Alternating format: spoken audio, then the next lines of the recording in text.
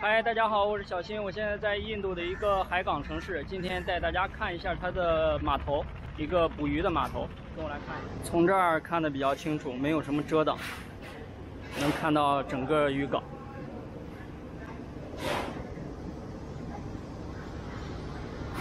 今天是中国的中秋节，我们去买点海鲜，然后回去吃。带大家看一下这边海鲜价格怎么样。这边是水产交易的地方，他们会把每天打来的鱼，通过这个货车拉到全国各地的去。这个鱼上面都弄着冰，就是那样的鱼，看一下，其实挺大的，一条都有20-30斤吧。这个市场还挺大的。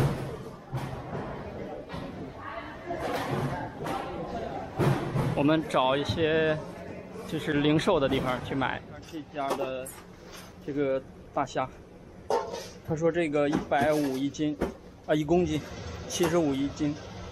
这个2个差不多就1斤了，不知道国内什么价。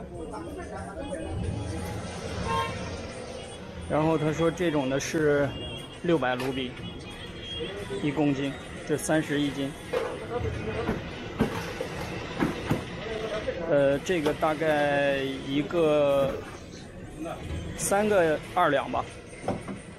我们觉得刚刚那家有点贵，所以来这家买。这家我感觉价格挺合适的。刚刚我们去看了，给大家看一下啊。嗨。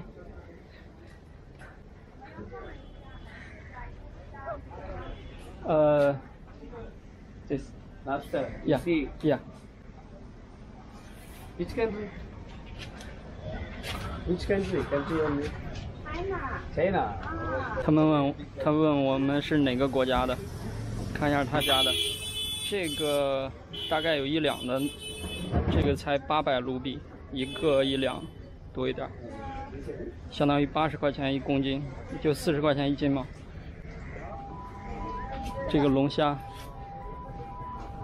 120一公斤，我们准备买2只龙虾，然后买1公斤的这个虾回去吃。